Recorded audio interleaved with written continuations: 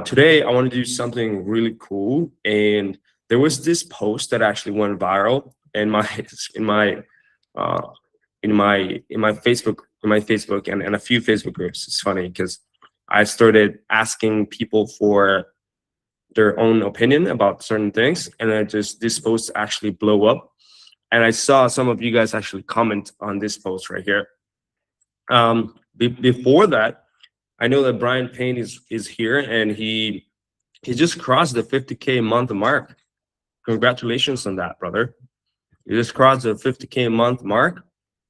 I'm so happy for you, brother. Let's keep that consistent.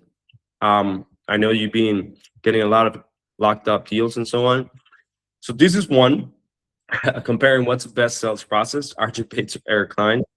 Um, there is this one. There's another one. It's like, what percentage of wholesalers are actually making over $50,000 a month? And I posted it in a few Facebook groups, and it was crazy the amount of interactions and engagement that all these people got. Sorry, that all this the post that I did got, which is kind of funny. So let me go over the office hours document in here in brief. So just to remind you guys, office hours is for all REIpreneurs, real estate investing entrepreneurs. We do it weekly, and normally is about 3 7-figure entrepreneurs. My business partner could not be here, and I didn't get my other business partner, but he got me here. So today I'm gonna do something special. I'm gonna go over this specific topic. Percentage of wholesalers going over $50,000 a month, or as a whole entrepreneurs going $50,000 a month in 2026, and how we're gonna get there. We kind of touch base on this at the beginning of the year. And now I have crossed this mark multiple times in my career in the last 6 months, and I work with multiple clients and business partners that I have crossed this mark multiple times, even all the way to exit. So I even have a client, his name is Rob Karam. He exited his business when he was around 3.5 mil a year. You guys can visit him in the YouTube channel. You guys can see the entire story in the YouTube channel that I posted it maybe a few months back. He lives in Miami, and it's amazing because he's one of the few ones that actually was able to exit his business in this space. So this is actually the one. There is this YouTube video right here, how this 24-year-old made a 7-figure exit. And then I had a podcast about that, how this 24-year-old exited a 7-figure wholesaling business. He was having $29,000 per deal size, and he was doing about 9 to 10 deals a month. So he didn't have to do crazy amount of deals, but he had like a very good deal size. And we're gonna go over the few things that he was actually doing just to get to that point. But the whole goal is to get to the 50K a month. Now, I want to dive into a few things, right? First, Brian, you're here, right? Like, yeah, I think I just gave you a shout out. You crossed your first 50K month, with the help of us. Congratulations on that. If you're here, please give Brian Payne a shout out. That's crazy incredible. Brian Payne, if you guys don't know, Thanks, man. Yeah, brother. He's the one that did a little interview podcast with me and his kid. It's funny. His kid was part of the Right. part of the call, but anyways, he does month end, and so he just crossed the $50,000 a month, which is incredible. Congratulations on that, brother. Before we do that, let's share real quick what are the few things that you changed in the business that made you more money, more consistent money, real quick. Let's dive into that real fast so that it gets you to the 50K month. Yeah, you're asking me right now? Yeah, let's do that real fast. Mainly, obviously, poured everything into one acquisition stream as far as getting leads, and so all focused on Google pay-per-click, and the leads were super warm. But also I hired a VA and had you guys help me train him up to be full-time. And the best thing I did was probably step out of the thing myself. I mean, I learned a lot how to, take leads and really get them under contract. But I think building my team was key to getting to this point. And actually me being more of a overview and underwriting the offers. So he'd be sending out multiple offers a day while he's taking the calls and doing the double offer call. So that was huge. And then just getting that volume means we have more to dispo, and we're finding multiple new channels to sell properties, and that's kind of changing how things are going for sure. So Yeah, absolutely. So let's do your math real quick here. In the meantime, Daniel, Carlos, I'm gonna give you guys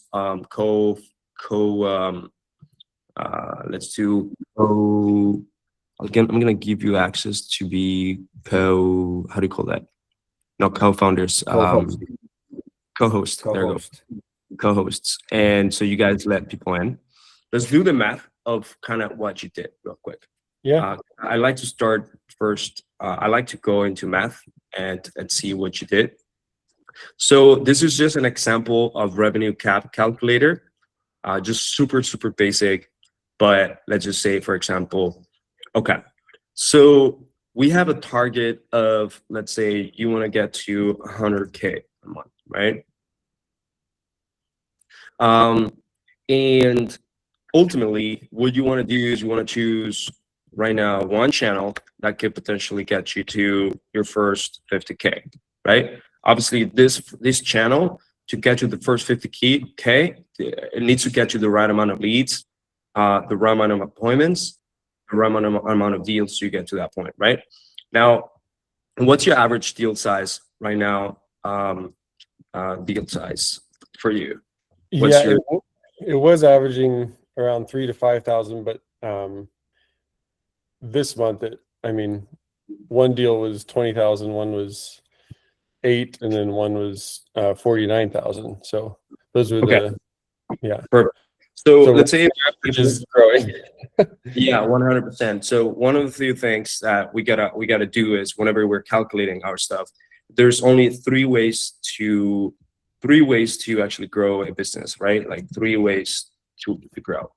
And this is why I like doing math, because one, it's like first one is increase deal amount of deals, number of deals that you get, right? So that's number one. So get clients. Second one is increase deal size. So get them to pay you more, and this is related to your LTV. And the third one, just have more frequent deals from the same type of leads that you do get. And that's like ultimately getting referrals and have your buyer buy you multiple time, and have sellers give you more than one deal and so on, and get you referrals and so on, right? So you get more deals from the same revenue generator, right? Now, the ones that you can control, the fastest in any growing business is the number of deals and the deal size. And a lot of people get stuck obviously in these two because they don't have the one marketing channel. They try to do multiple ones, and they also are not able to ask for a good amount to their buyers, or don't have the right skill sets and the right ability to underwrite and contract and get a sales process to get a good amount of deal size, right? So number one thing you did, you had the number one marketing channel, which for you was Google Ads right now, right? Did you stop doing any organic? I did. I stopped everything else. Like I did a lot of cold calling, texting, and mailers before that. It just wasn't consistent, and this was super consistent and easy to increase. All right. So Yeah. your deal size, you went from $3,000 to $5,000 to 20, not 20. Let's just say what, 18, 17,000, $18,000. Yeah, I mean, I'm targeting an average of like 10 to 15,000. That's my goal, with like my new minimum being 8,000. Yeah. Okay. Now this is a lot more for sure, but let's just do the math in here. If you are able to get, so this is organic 0. So if you're able to get somewhat organic calls by agents sending you stuff, other wholesalers sending you stuff, like, land deals and so on. Maybe you can add like outbound channel as well, whatever. Like obviously you'll have more flow. It's so always keep growing your brand for sure. And have a way to get other wholesalers and realtors send you stuff. Don't stop that, right? But let's say this paid sales calls, right? So you're ultimately doing per month. How many leads do you currently have right now per month, more or less? Probably averaging 35, I think. 35. Okay. Yeah. And now let's turn them into sales calls. You know how many of them you're actually getting them into an appointment? Yeah, about 20. 20. On average. Okay, perfect. So you are from the 35. So 20 divided by 35, what is that? That's 57% that you're getting lead to appointment, which means that you're actually getting more or less you're getting some 57% conversations from the leads that you're getting, more or less. Let's just call it that way, right? Is that fair to say? Yeah, and a couple of months have been definitely higher than that, but that's probably average. All right, let's just say you do have 20 sales calls where he's asking you to do it. Now, not every call turn into a sales call because maybe they don't actually show up, right?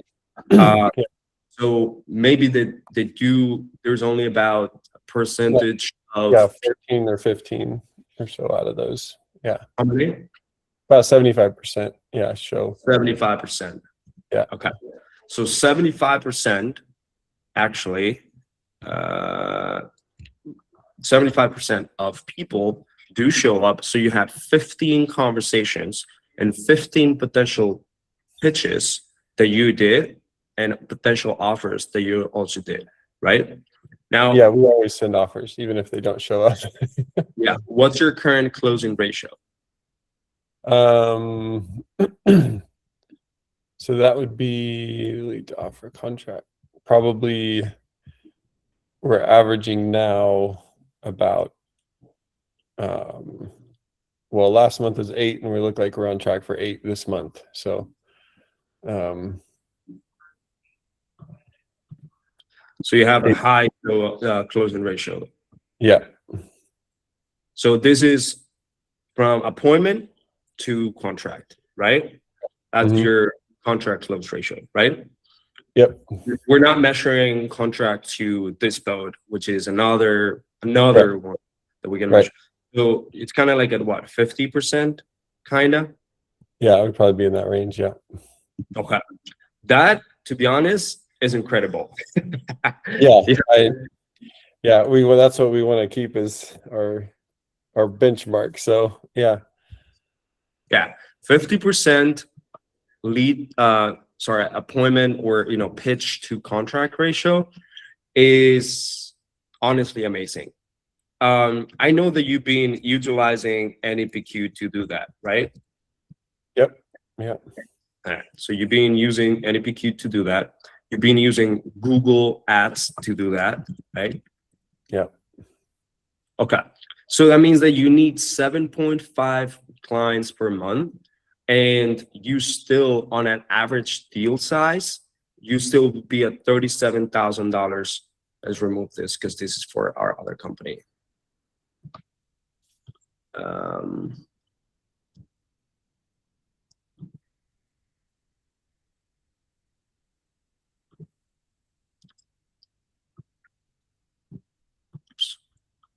Anyways, just don't mind this. This is for another type of company, right? But anyways, so you would essentially be at 7.5 contracts per month at an average deal size of $15,000. You would still be a monthly revenue cap if everything closes 100% of them of $112,000, right? Now, this is the revenue that could be based on the numbers that you have. And if you end up, and we have, let's say, all the 7.5 of these new clients that you're getting do close, so 100% of them, then you would be essentially aiming for $112,000. And you know that that's how the math works, but obviously that's not 100% true with wholesaling, right? What's the, do you know right now, what's the amount of contracts that are being closed? Industry standards about 50%. And I think we're in that range right now. You're in that range? Okay. Yeah. So that means that if I were to add another row in here, let's just multiply this right here times 50%. So $56,000. How crazy is that? So much effort in the front end so that your back end, you know what I mean? Yeah. Realistic revenue. Yeah, exactly. So if we do this, guys, right? If we do this and we do this math, ultimately, we would know that there's several components in our funnel that we need to ultimately fix. And sometimes we don't know, but if we fix these positions and we close now 60% instead of 50%, you make more money with the same amount of numbers that you currently have, right? Or let's say your disposition is amazing, but your closing ratio is terrible.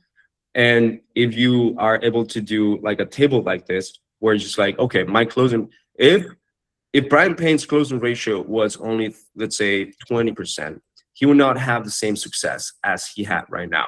And as you see, his realistic revenue collected would be $20,000, $22,000 with the same close ratio from contract to close that he currently has. But the same monthly spend, same overhead. Same overhead.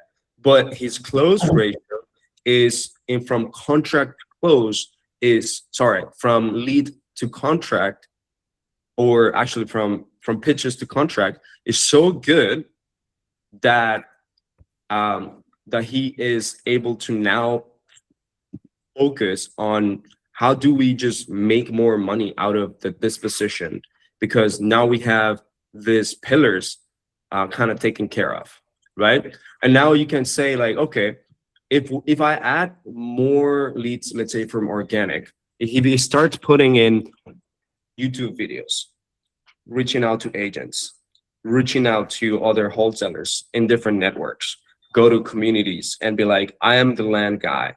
If you don't want to land from all the leads that you get, I'll buy it. I'll pay you a percentage. If he starts doing that, obviously he'll add more organic stuff. And what's crazy is that wholesalers all the time do that as well. Novation experts do that as well all the time. But we got to know the numbers that are in the funnel. I also have another table right in here that helps me understand my my numbers in the funnel themselves. And I would love to ultimately help you guys understand how you guys could also create your own. I can share you guys this thing, but it comes down, like, this is marketing, but it comes down to like the average cost per, let's say, the lead. Let's say if I have a lead that is costing us $82, right? And then I'm getting X amount of qualified leads, right? And then percentage of all these leads are actually booking an appointment. Let's say 56%. Our optimal will be 70%. And then we booking X amount of appointments, right? Or offer calls, whatever. And then we have a certain amount of cost per offer call or appointment, let's just say. And then X amount of people actually do show up, right? Based on the amount of pitches that we do every single time, and our closing ratio X amount, we have X amount of closes. So we could just project what we're able to close based on just numbers. And what we need to do is just examine what is actually hurting us in our marketing funnel just to improve our lead generation. This is something I do. But obviously there is other things that are, you got to do in your own business, just to understand the real bottlenecks, the real constraints that kind of got you stuck. And something like this in numbers can actually help you. As long as you guys do have a standardized ratios and percentage and numbers on your entire funnel, that would actually help you see where the holes that you need, right? Look how simple we kind of broke down, Brian Payne's funnel and what was he got going on, right? So congratulations on that, Brian. Now we gotta be this. We have stabilized it. We gotta stabilize it. We gotta just add consistency and optimize for more and better, which is Alex Hormozi talks about this all the time, more and better. But I love to just dive into the few different buckets that made you and is making you successful at the end of the day, that you do understand, because now you keep track of your numbers. Is that correct, Brian? Yeah, 100%. Yeah. Would you mind sharing what is it that how you tracking it? Is like a spreadsheet? You got a calculator? What you got going on? Yeah, it's all spreadsheet. It's linked with the leads that come in, so we know exactly how many leads we get, how many appointments, how many calls are made, how many offers, how many accepted, all the KPIs that just help us make better decisions. And then I built one on the dispo side as well, so we automatically know which ones need listed, how many days it's been since we got them under contract, if they're live, all the way through to close. So yeah. Love that. Did you make this calculator, or is it something you got it somewhere? You guys provided the acquisition one. Yeah. So yeah, we got that all from you guys. All right, good. If you guys ever want it, if you're in Hustle Media and you guys want all, the calculators or tools, we can also give it to you guys also, and GetSellers.io, which, by the way, we are about to launch, guys. We're about to launch this baby sexy beast, where it's literally, Brian, every time that you get a deal, I will be able to see it in this board right here, closed as contracted land. So I want to be able to brag about your, about the stuff that you do get. And I want they will show up with something like this or something, and it would just show up as a contract itself, right? Cool. So I think that will be really, really cool. So people will just start, and at some point I'm going to give you an account. So all the leads that you're going to get, Brian, are also going to go here. I mean, obviously they already go to the CRM and the spreadsheet and everything, but they're also going to go here. And you guys now will be able to do something like this. Watch. So we got this lead right in here, right? And then this lead has the information and everything we need. We can call the lead, connect it to any, call provider or dialer or whatever, but it can generate comps. So for example, in here, I think I got to fix this right here, but let's say it generates comps based on a specific comp insight tool. And I know, Brian, that you're working on something for land, right? But let's say, for example, in here, this one, we got instructions of just generate the best offer or cash. You know what I mean? Yeah. And then you go here and confirm this information. And based on all the data that we have in the AI prompting and connection with a platform called Chat ARV that we have powered on, is going to generate you comms. And after that, it's going to generate you a potential offer to give. You guys cross-reference, you can cross-reference with your own underwriting, and just to see how accurate it is. But, from the looks of it, every single time that we've done it is very, very accurate. Again, we're using our own connection with Chat ARV, which already exists. I don't know if you guys have ever heard of that platform, but in the future, I guess we will be having connection with what was it? Land comp. Landcom. There you go for land. Landcomp.ai. Yeah. Yeah, landcom.ai for land deals. So we'll be able to just ultimately see the comms and the type of offers. Now it does take a little bit. Right now, it's gonna, we're gonna increase the speed of that, but it does help you give a little bit of an ideal number to the person. And you can do it while you're on the phone or while you put them in the hold, or after the second call or so on. Depends on how your sales process is. But let's say it does give you these comparables right here. For example, we got this one based on all the numbers that we currently have. Now I can tell it to pick for me the best ones. It sounds, I don't know if this one is comparable, but you can also pick your own and on select, right? But let's just say it is something that we're picking 4343. This one is, let's just go for something similar to this. You can also show more. All right, I'm just gonna let this actually pick for me, but at the end, it's gonna give me a comp report and is ultimately going to give me a potential offer that I can give on a wholesale deal analysis. You guys can play with that if you guys end up being a user of this, right? So this is something really cool, and I'll do a demo of this later, but this is something really cool that we just ultimately started creating. Okay, now let's get back to this. All right. So I asked the question, how to get to $50,000 a month. I mean, what percentage of people are getting to $50,000 a month? And the truth is that not many, but also not many know how to actually like reverse engineer to that point, right? Right now in my business, if I am doing less than 50K a month, I am doing terrible, right? Like it's like the worst thing that could ever happen to me. You know what I mean? If I'm doing less than $100,000 a month, then that's kind of like the minimum bar. Sorry, over $100,000 a month. That's the minimum bar. And the reason why I'm able to do that is because I was able to just understand the economics of the numbers that is going to get us there. And now I created systems that could ultimately hold those numbers through people, all right, through the people that I have.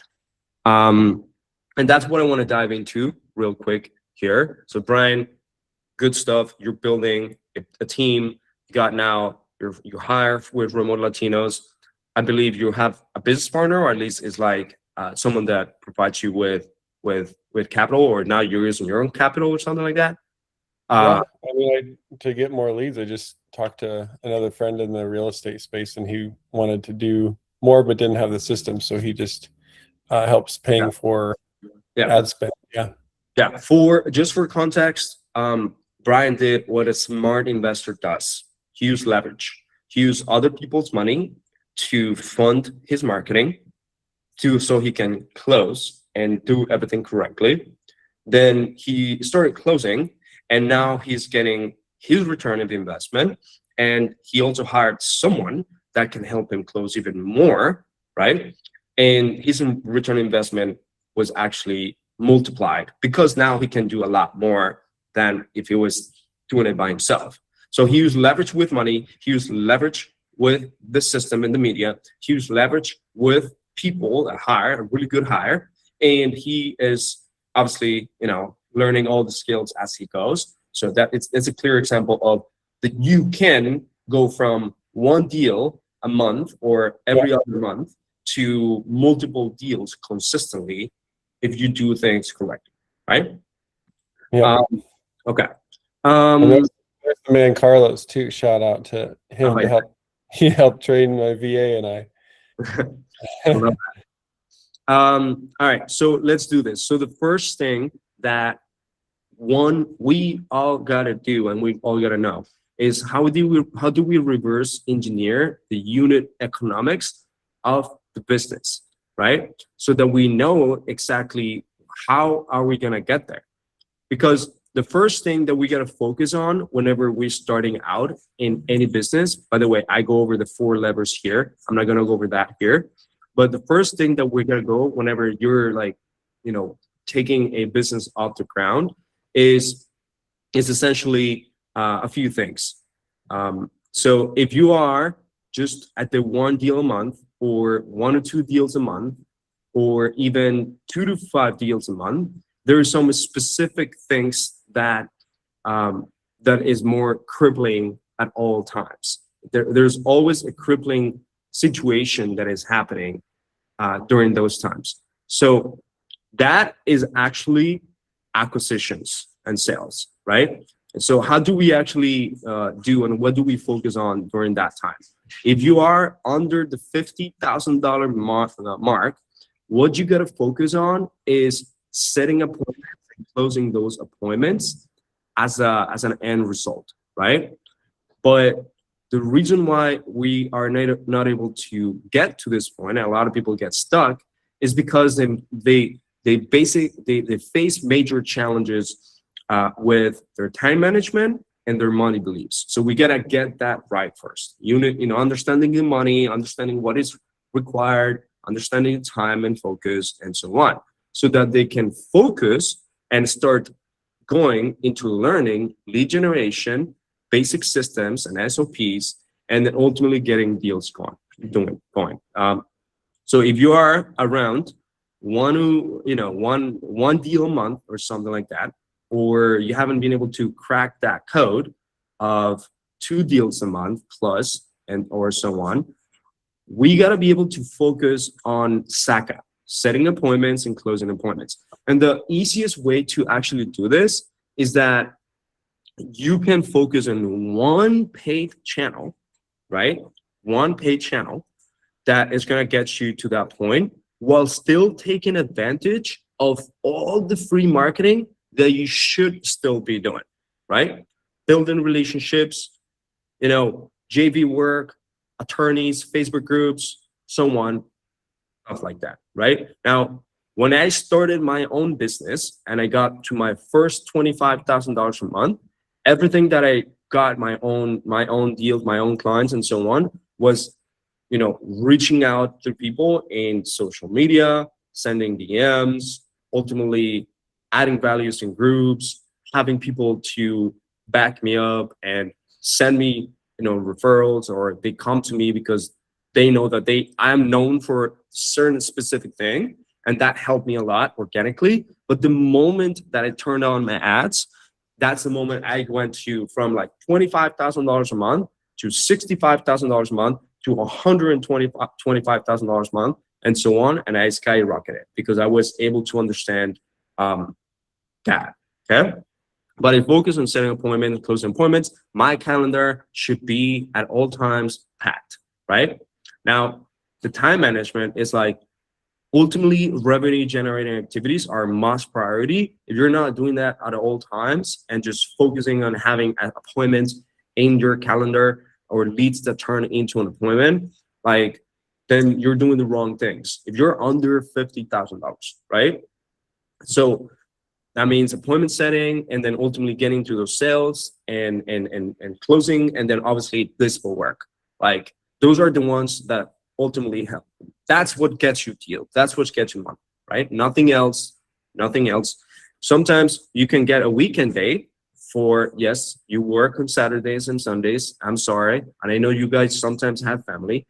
Some of you guys have family, but sometimes we got to work on those times that it's not crazy and there's no notifications and there's somewhat peace on doing some back-end deep work, or ultimately building any systems or SOPs that you need to create and so on, and building great relationships and so on. But focus so you can focus on getting sales calls from Monday to Saturday, right? This is very important. So you will still have crippling problems in acquisitions during that point. The same thing whenever you're in 1 or 2 deals. But at this point, if you are doing 1 or 2 deals a month, Brian, for example, I know he hired his first badass VA, like whenever you were just doing like a few deals, right? Like what time did you hire your first ever badass VA that would do like appointment setting for you and follow up and triaging the leads? At what time did you were around this time? It was right towards the beginning, actually, because I was like, I want somebody that can learn and scale with me, and they're so inexpensive. It's kind of a no-brainer. If you're spending a good amount on marketing, just expect to have success. And yep. Okay.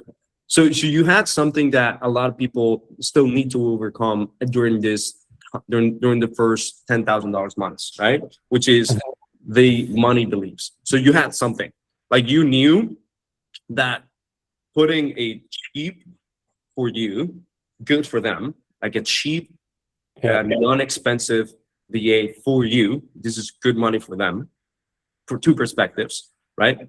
Was going to help you do more, right?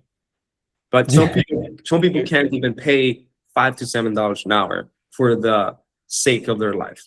I couldn't really either, so it was very tight. Yeah. So what you do? Yeah. So okay, so how did you overcome that? Yeah. Oh, how did I overcome it? Yeah, how did you overcome that? I just did it. I stopped messing around. I'm like, if this is what I want to do, then do it. Like if I'm gonna scale, like stop thinking about it and trying to figure it out. Like this is how it works. So hire the guy, train him, take calls. Both of us took calls. I had him work part-time to start.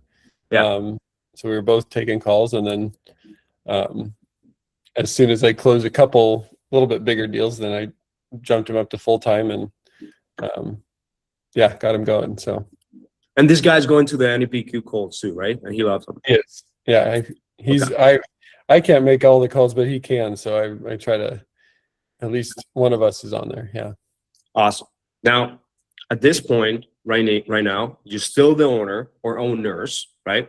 You could have 0 to 3, assistants or people that can help you. Now, a lot of people start with assistants in person, right? But that costs more, or you got to give them some sort of like, profit share or equity or whatever to people that you start like that. But most of the people don't start. If you want a remote virtual, like you should potentially like consider having some sort of assistant, whether it's like AI to an extent, but also a human that can literally get you to achieve a lot more. This is something I could have done sooner, but I did it like when I was like suffocating myself with so many appointments and so many deals that I couldn't even handle because I couldn't even fulfill by myself. So don't make my mistake. Do what Brian actually does. Now, at this point, you're still at $20,000 a month. It's still the focus is SACA, which is setting appointments and closing appointments, right? Yep.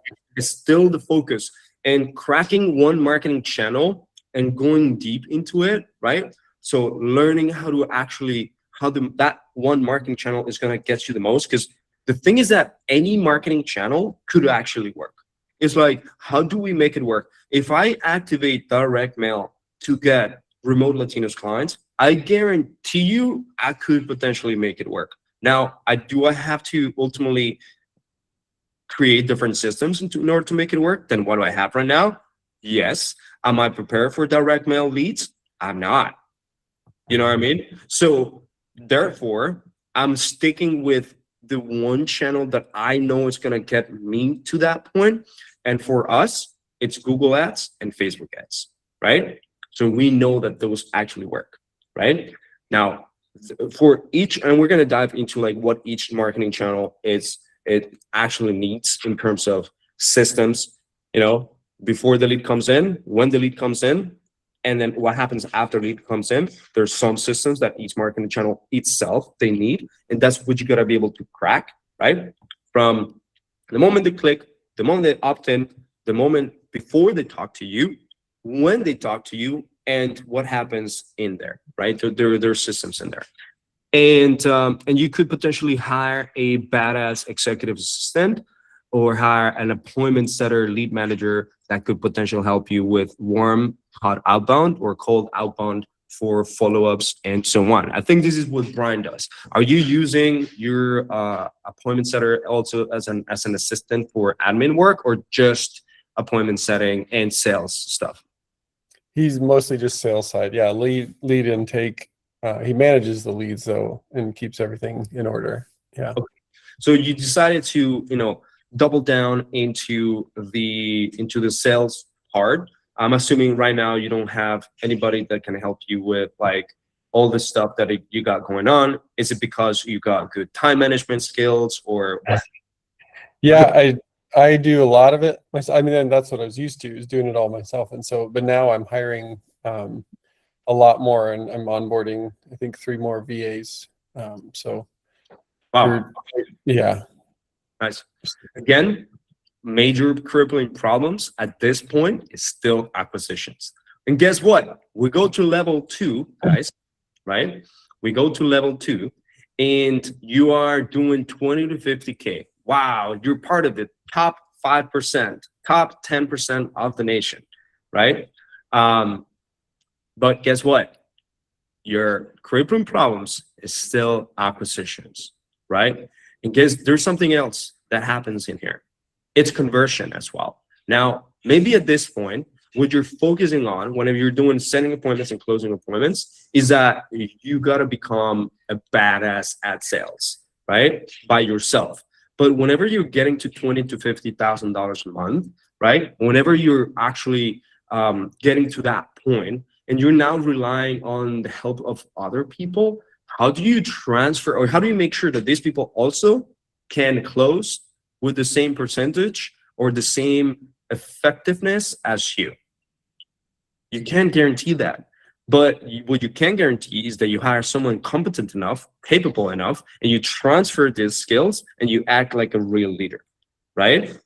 So here's what happens. You're still the owner. Now you're 2 to 5 assistants, right? If you want to lead and mean, get the 2-1, and then you hire like really solid, assistants that are specialized. So now we call them professionals, right? For example, if I have Carlos, he's an engineer. I don't know if you guys know. And Daniel, he worked for, both of them actually worked for Realtor.com back in the day. And I knew they had the experience and the capacity of doing, high level things. So I give them the trust of doing it. Because, hey, if you work for a big company like Realtor.com, if you work for OpCity, if you have this specialized knowledge, like there's a reason why, right? So like, that company is not gonna like fly you to Houston, Texas, or to Texas to train you on an event with All American, and then for no reason. Like you have a capability. That's why I hire people like that, right?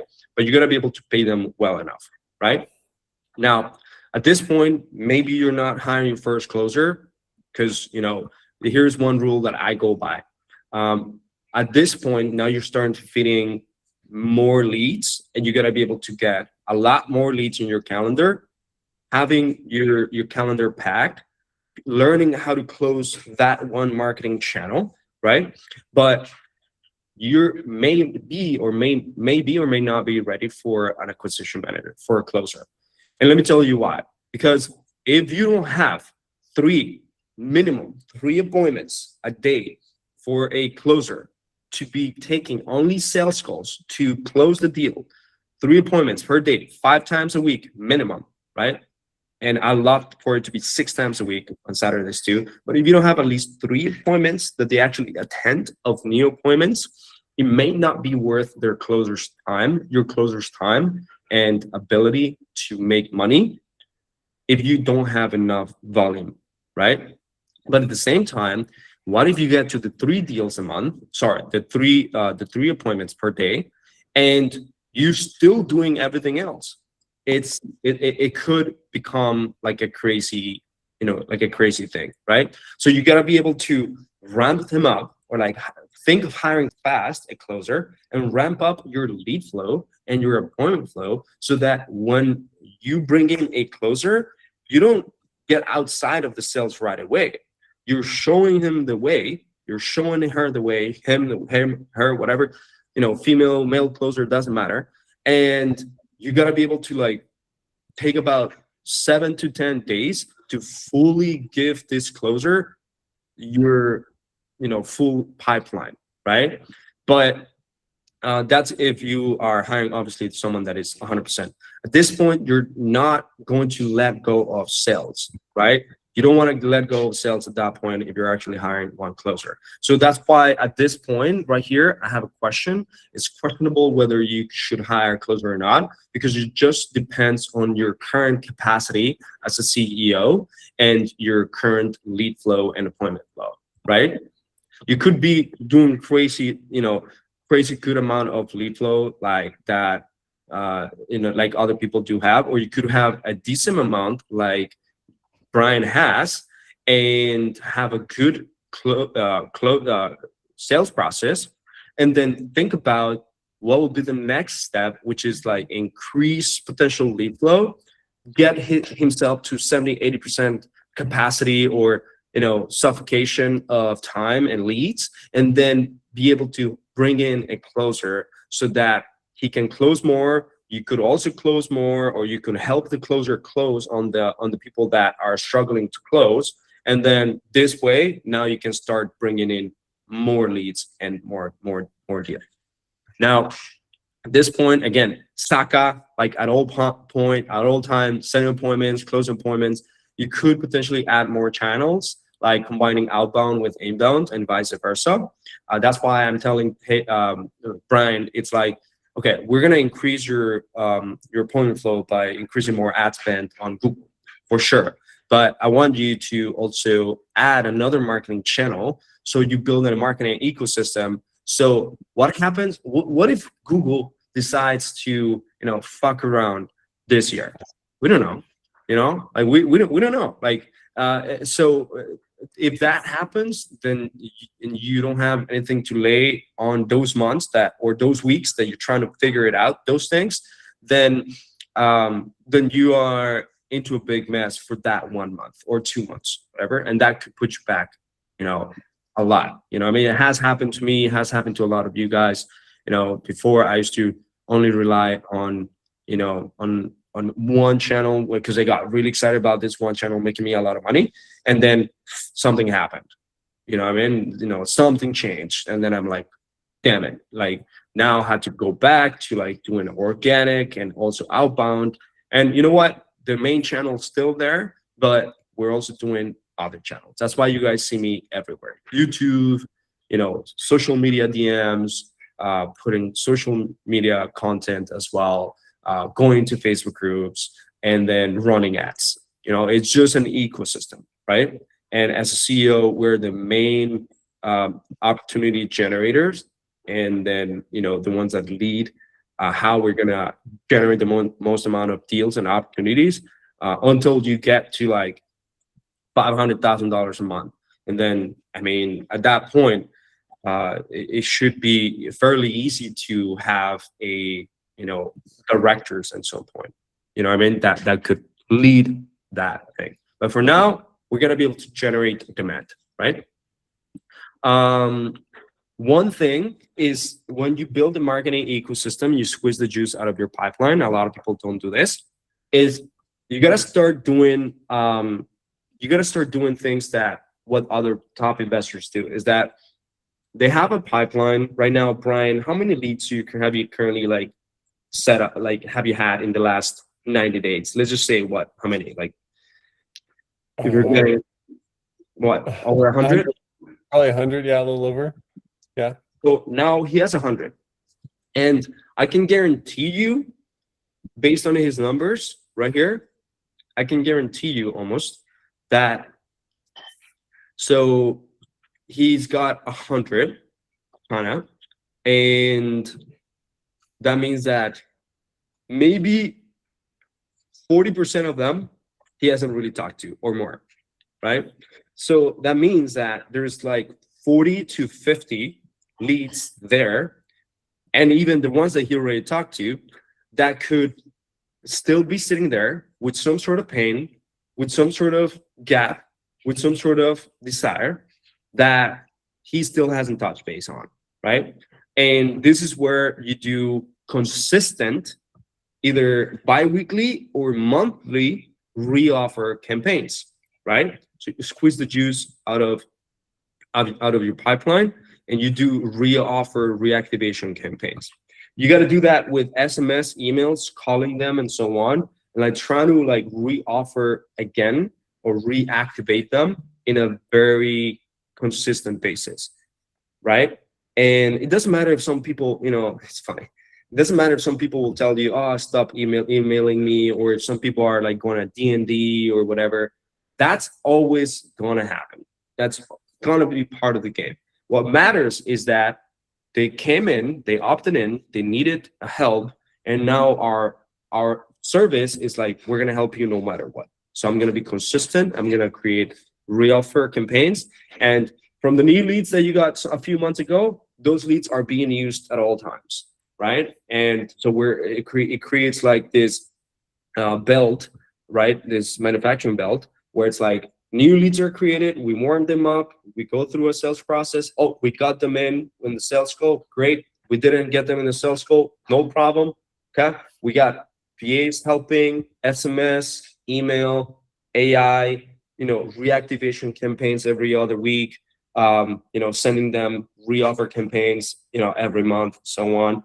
And then, it continues this way, right? And maybe, I'm going to activate some display ads network or Facebook ads network. And these people that are on the fence or we haven't heard from them in a while, they'll see our ads once again. And then ultimately, we're making the most out of that lead generation that already happened. And heck, some people even send direct mail cards or postcards to those people that are already being generated. You know what I mean? I thought about doing that next too. Yeah. Exactly.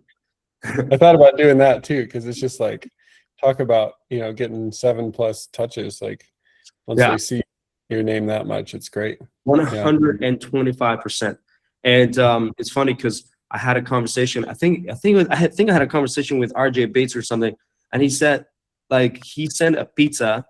No, it was not RJ Bates. It was someone else. He sent a pizza to someone that he knew was gonna, was not ultimately making a decision in a while or whatever. He sent a pizza, and in the pizza, he made the pizza driver put down a message, like a nice message, and then from that, it's like, dude, man, like that was incredible. Like, let's talk again. And then he ended up having it locked up. Now, and a pizza is expensive, but if it is like a $20,000 deal, I mean. Well, and to your point, Esteban, like these leads reached out because they want to sell. Like you're not dealing with cold leads anymore. Like the way you guys set it up, all these 100 leads coming in are people that actually own the property and want to sell. So correct. Like that's why it makes so much sense to spend the money to re-engage them. 125%, guys. Yeah. So yeah, and at this point, you guys should be creating systems and SOPs and playbooks, call it like that, of the entire seller journey. You need to understand how your sellers perceive you from their perspective, from their end, right? So if you don't have a playbook, right, that it's like, okay, I'm going to put myself in the seller, someone that goes to Facebook or someone that goes to Google, and you don't have that playbook of how the seller journey goes. I go into my Google channel. I go into Google and I see this landing page and I see this type of ads. Okay, now in this landing page, this is my journey. I go into this form, it's asking me weird questions, I'm not gonna go, or it's gonna make me uncomfortable. Okay, we got to change that question. But the seller journey is like, okay, we go to these questions, and then I see this appointment calendar, this calendar for me to book an appointment. Then I see this thank you page, this landing page that is telling me instructions, and I see a credibility package in there, right? And then I do get an email, and I do get a text message that is a friendly text message that helps me open up a conversation. That email tells me all the expectations about our call. Or let's say if they didn't book a call. Okay, what happens if they didn't book a call? And then you map out all this thing into a really good playbook, into a really good document. So that way you start dissecting of like, what is it that we're currently weak on before we talk to a seller, when we talk to a seller, what does sales process look like after we talk to a seller, right? What happens when, when we couldn't handle the objections, get the offer contract, signing there, and then what are the next steps? And then what is the actual roadmap of that? So you write it down as well, and you paint it. Maybe some people do like those flow charts in Miro or whatever, or Lucy chart, whatever, and then you put it into a playbook. And this way, once you have the entire painted ecosystem of what you do and how you treat your client, right, it's easier to dissect where the problem is, right?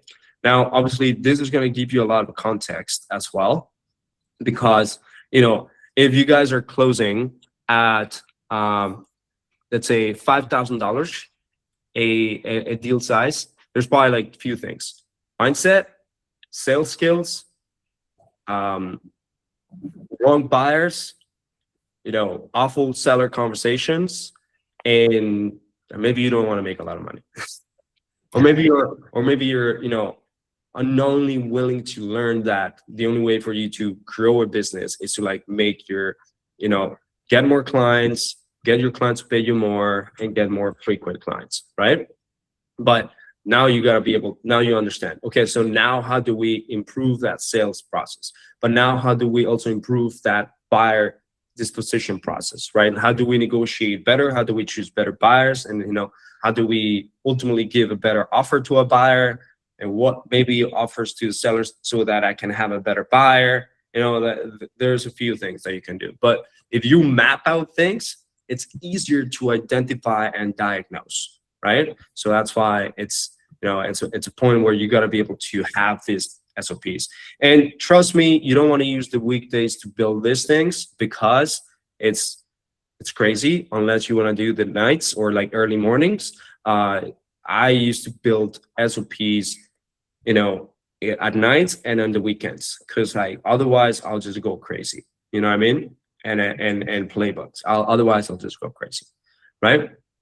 You could also have like very specialized people that know how to understand from A to Z, either consultants or even some professionals. They have that ability to do that, but the owner should definitely do this at least the first time, and then your team will be able to like dissect in the future.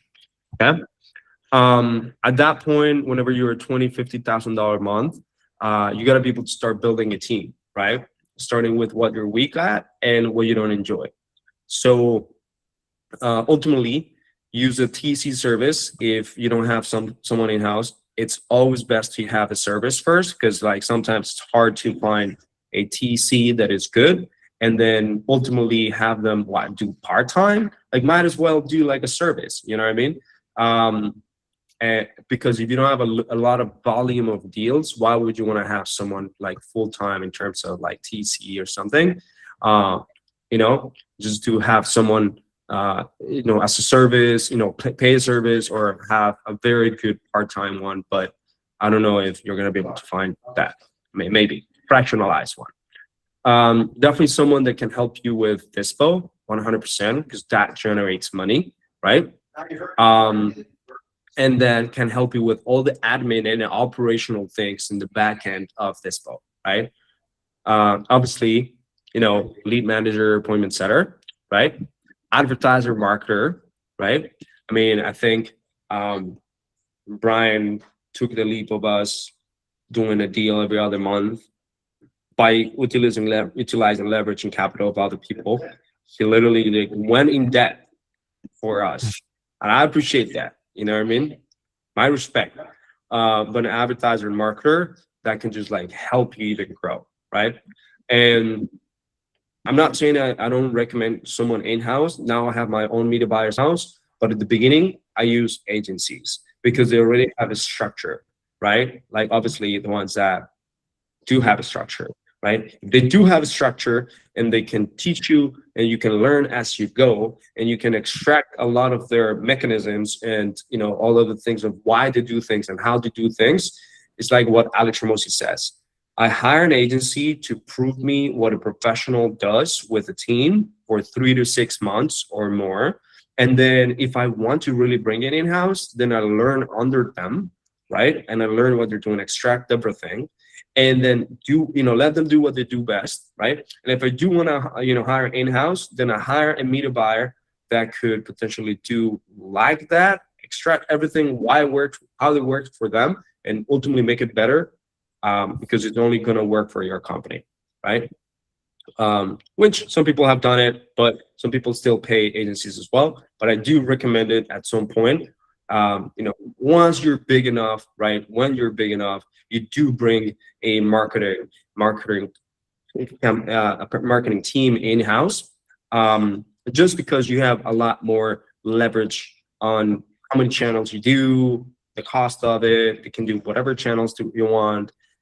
They can work with you as many hours as you want. Like you can ask them any question at any given point. Like you can do experiment on your stuff. So a marketer, a media buyer, in-house is something you can do. But I don't recommend it before you're like a 50 or even after you're $100,000 a month. I don't recommend it just because you want to focus on the other things that are more important. Set appointments and close appointments, right? And then building the team. Okay.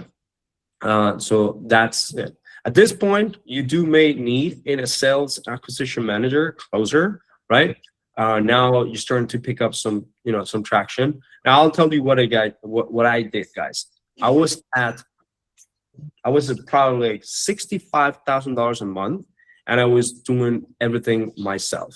Now, you may call me crazy, but I've seen people go to $200,000 a month, and they were closing by themselves. They do have, obviously they had a small team, but they were closing everything themselves.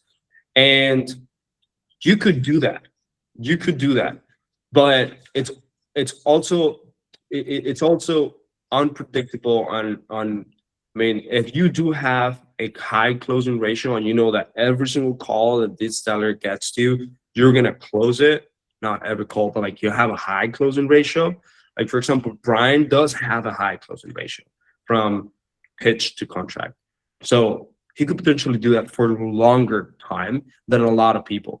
But if you have a low closing ratio and you're closing at 15% of the amount of pitches that you get, and let's say you're taking 6 appointments, 7 appointments to close one deal, like at that point, you may need someone that is specialized in sales, because you're already generating revenue, but it's not giving you enough leverage because we don't have those current skills, or you didn't really get those skills really, really solid. And it might be a burden, and that might make you a bottleneck. So I do recommend that, most people are not like sick at sales. Like most people are not like crazy good at sales. Now, that a founder should be learning sales and becoming really good at sales, especially in wholesaling and flipping and stuff like that, because this is a marketing and sales business. You should do it, but most people are not. So this is something you gotta take a look into. And if you guys are not going to the NPQ calls every Wednesday, you should, right? Just do it, right? And then sign up for something that does even daily.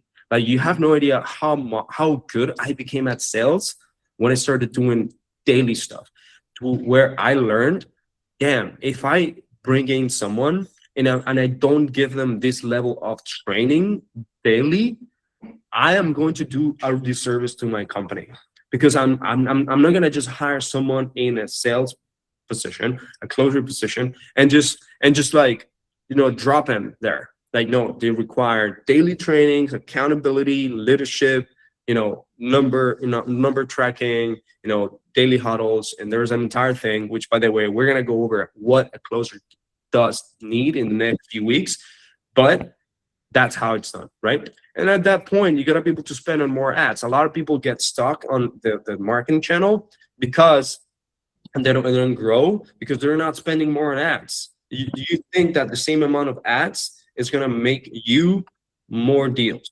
It's not true, unless you start closing 100% of the people, which is not gonna happen, right? So understand your unit economics, understand your numbers, learn what your client acquisition cost is, right? You learn what your cost per contract is, right? Know your closing ratio, know your cost, like Brian does, and then it's math at the end of the day. Okay, we're spending $5,000. It got us this deal, and if we're spending $10,000, the projected would be this amount of deals if we keep everything consistent, right? So at that point, it's just math, right? But to keep everything consistent, it's a lot of moving parts. Well, we're gonna gradually increase that ad spend, right? So we're gonna do it by 20-25% every month or every 2 weeks until we get to that point. And at that point, we will know, right? But we already went through master the one, SACA, set appointments, close appointments, stabilize it, and then you start optimizing the entire team so that you can really scale your ad spend. And now I want Brian to be spending $20,000 a month and making $100,000 consistently every single month. You know what I mean? Redefine seller fulfillment on the offer systems. So I know that, for example, Brian had to tweak certain things and how he actually did fulfill these sellers in a quicker way, in a faster way, in a more convenient way, and like get them, sold and so on. So he had to like redefine a few of these things, right? Remember that? You told me that, Brian? Oh yeah. Yeah. Yeah. And for wholesalers, that sometimes it's like, damn, like all these wholesale cash offers are not working. All these ways of me fulfilling a seller is like not really working. Well, but they do want to sell, they do need to sell, they do have a big problem. Like, what else can I do, right? And then maybe you do have another thing in your tool belt and offer another type of offer that could give them that flexibility, right? And a lot of you guys do innovations and creative financing and so on, but those that don't, I mean, just consider, like, if you guys can fulfill a seller that has this pain point, it doesn't kill you to get a JV partner for innovations, get a JV partner for listing agents, get a JV partner for creative financing, and just split it. You know what I mean? It doesn't hurt you. So, and then hire slow, fire fast. So what does that mean? So, and actually I want to be like, look for hires fast, hire slow, fire fast. So you don't want to hire out of scarcity. You want to hire out of abundance and out of like, we're going to get the right person. Not that I fucked like the entire week, I'm going to be again flooded with a lot of problems if I don't find a hire. No, you want to hire someone with a predictive interview, with a predictive personality test, skill test, make them go through fire in the interview process, in the, during the entire process of like selecting your person. And then if it doesn't work out, this is not personal, it's business. You fire that person. You know what I mean? Now, what does work out mean? They're not showing up, they're putting excuses, they're not really delivering results, they're not a player type, they're showing up late, they're dropping the ball consistently. We have conversations with them, they had 3 red flags, you did a pip on them, didn't work out, So they gotta go. You know what I mean? It's just plain and simple. And like recruiters like ours, like remote Latinos, will give you guarantees in 3 months, 6-month guarantee. So you'll be able to do that, right? So you'll be able to use that. But yeah, so we got to that point where it's like $20,000 to $50,000 a month. Now this is the part that it becomes more of, okay, how do we get that consistent $50,000 to $100,000 deals? So $100,000 a month with 5 to 10 deals a month. Now it's crazy because I've seen flippers get to this with like 1 or 2 deals a month. Like I've seen flippers literally get to that point with just 1 to 2 or 2 deals a month. But wholesalers, right? We don't have a big, deal size like flippers do. But sometimes some wholesalers do. It will take us 5 to 10 deals, right? So at this point, it's like you have a few things to think about. You go back to your unit economics, and it's like, is really $15,000 going to serve me in a long term in terms of $15,000 per deal going to serve me in the long term? Or do we need to do something different, right? Like, are we needing to do something different? Do we need to make this deal size now $20,000, $25,000? What is it gonna give you the enough profits so you could keep investing in your business and keep going hard? And what is that? What is that deal size that is still gonna get me enough clients, right? Right? Because sometimes it's hard to say no to small deals. We all been there, right?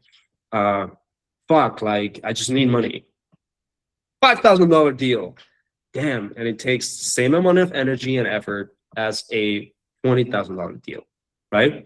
But this is where you actually become strong and have like a really solid number foundation.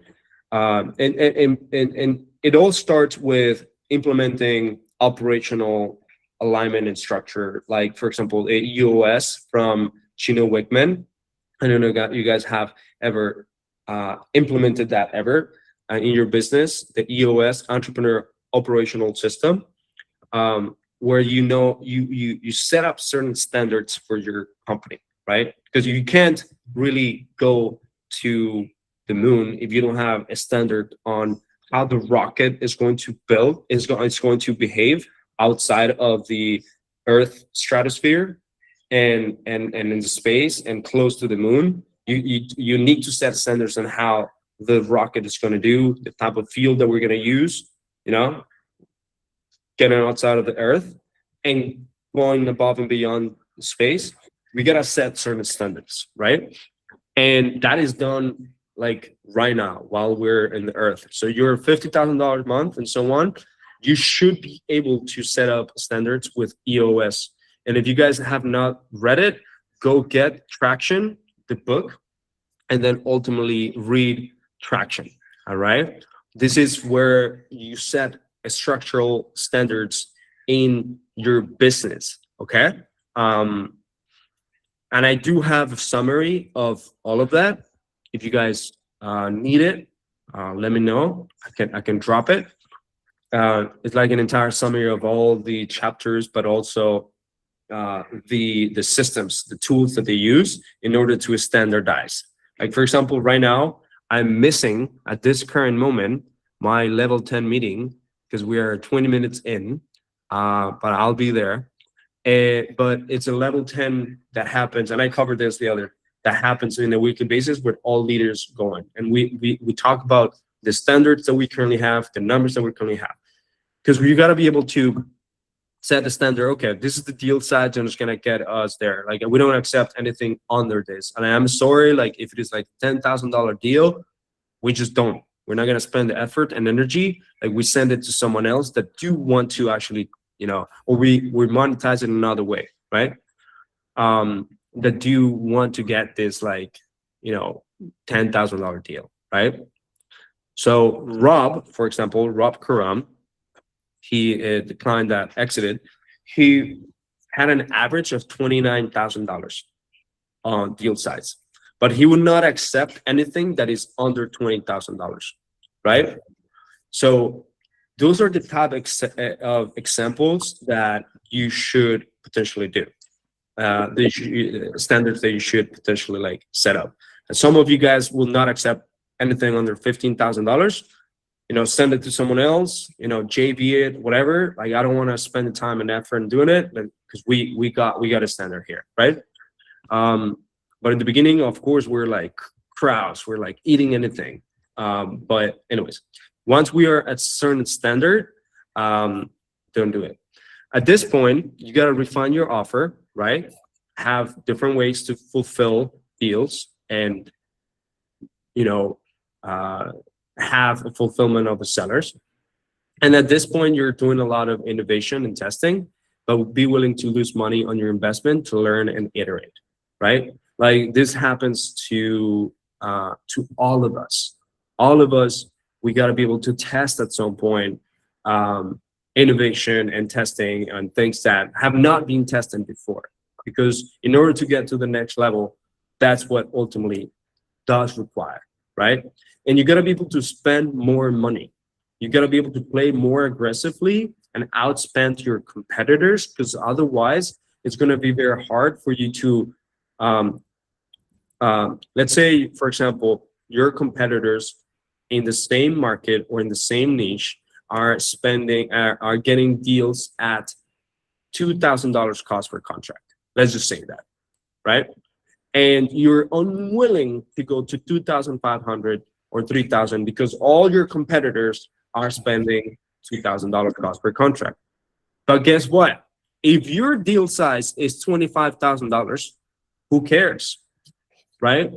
Who cares if they are doing? You don't know if their average deal size is $25,000 or $15,000. They may have a low deal size. They may have a low LTV of their business, of their clients. They may not get paid the same amount of you do. So this is what bigger people do. They know that because they're willing to, because they are willing to spend more, okay? Because they have a bigger deal size and they know how to monetize their deals different ways, that they're willing to spend more per deal, more than their competitors, and still outbid them, outspend them, because they still have a good return of investment. That is going to help them basically steal their clients, right? You're going to steal their clients, essentially. That's what you're doing. And because you're paying more to acquire a client, and you're also going to have a good return investment, which is going to get you money and profits to consistently grow. That's how literally the bigger people do. And I've brought many, big people, and as you guys know, the pattern is that, yeah, shoot, like $25,000, $30,000 per deal. Like, and I'm easily gonna pay $5,000 deal, like easily gonna do that, because that's like a 5 point something X return of advertisement spend. You know what I mean? So that makes a lot of sense right there. And then hiring the right people and placing them in the right seats. Set and maintain your culture. So if you don't, someone else will, right? And this is very important. If you go through EOS, it helps you structurize your culture, starting with your vision, mission, and core values. And at the end of the day, even if for VAs, titles matter. So I would hate for if I call Carlos or Daniel or anybody in my team VAs, and I'm telling, oh yeah, I have a team of 15 VAs, they're great. This is not gonna play well in a professional environment, in a high performance environment, because it just doesn't give them the power that they deserve. At the end, they're just other professionals that they do live in another country, right? Now, some people don't graduate from the VA term. Some people will always be kind of like admin and, doing the little minutia. But that's because you're not knowing where to hire and who to hire. Okay. So titles do matter in a structural professional organization. Okay. So get good at developing your people. This is like all leadership skills. I have invested, I invested one-on-one, for example, with Kent Clothier. I invested like $60,000 on 6 months with that for him. It's a lot of money. Don't ask me why I did it, but I think it was worth it. It helped me on my leadership. And before that, I had invested a lot more into like developing myself so I can develop my people, and I can have leaders that can also develop them, and they consistently develop themselves. Because I believe in, consistent education, continuous education in the 1% better every day. And then I also believe that, the Japanese culture is so advanced, so clean, so good because of this same thing, right? Like 1% better every day, like developing consistently. Like if I am not learning something and training something in a daily basis, in a consistent basis, it's just natural for a person to just decay. Like we get old, we get rusty, our brain deflates, so it's part of this, right? And we got to be able to do that with our people at all times. And processes and systems, right? So do EOS. I'm gonna write it down here. EOS. So this entrepreneur operational system. And EOS is gonna help you structurize. Like you can read Traction, right? If you guys haven't, this is a great book. I also have some notes on this. I can give you guys the notes on this, so you guys have a lot of things summarized. And ultimately implement quarterly rocks or OKRs. So every quarter there's an alignment with your team and where you want to be. Like this quarter, I'm gonna make this amount of money, this X amount of revenue, this X amount of deals. We're gonna have this specific project and goals, and it's gonna take us to that specific thing. It's tied down to that. And all of it is going to align us and help us with the team performance independent of you. So how you begin to fire yourself from the day to day is like around this time. And then the rest of the things start kind of like rolling like a snowball effect, right? But you got to be able to do that. If not, it's not going to. So give your team a North Star. Like there's this vision and a North Star every year and every quarter. Without a North Star, it just doesn't work out. There's no North Star. People will go sideways. Will go this way. They'll do whatever they think is best for them. And as you guys know, people take the path of least resistance, just like current and electricity does. If you don't have if you have like a cable without a, I think it's a resistor, whatever. The cable will take the path of least resistance. Like the electricity will go through where it has the less amount of friction, right? So you gotta be able to give them this North Star that you can't stay outside of this North Star and outside of this train, right? Train track, okay? And then support your team via systems. So help them read the one thing or like use the one thing instructions so that they can just focus on the things that they need to be doing consistently well every single month, and listen to your team and ask how you can support them, and know your numbers and build systems around high value and efficiencies. Okay. So we kind of talked about the numbers. If you guys are numbers driven in the very beginning, things will start, plays into, going to plays, easier or more simple as you guys grow, right? And at this point, your crippling problems are still conversion, expansion of your revenue, and building teams. Okay, so that's kind of like a summary of $50,000 a month. I don't think we were able to go over, each one of the different steps of the roadmap. We'll go over it next week or in 2 weeks, because I love to do that. and kind of go over every single system. I think that will be fun. But I think this was really good, guys. I really need to go. I don't have a watch. I just look at my wrist, but I really need to go because I'm 30 minutes in in the leadership meeting. But I hope that that was valuable. If you guys have any questions, please send it to us. All right. And drop it in the comments, drop it in the chat. I'm going to post this video in my YouTube video, in my YouTube channel, and also in my school, in the school community of entrepreneurs. If you guys have any questions, if you guys do want this document, I'm gonna drop it to you in here for you guys. Right? So all good. Can I go now? All right.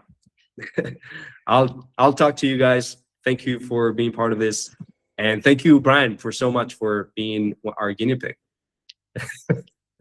All right, thank you, brother. Bye-bye.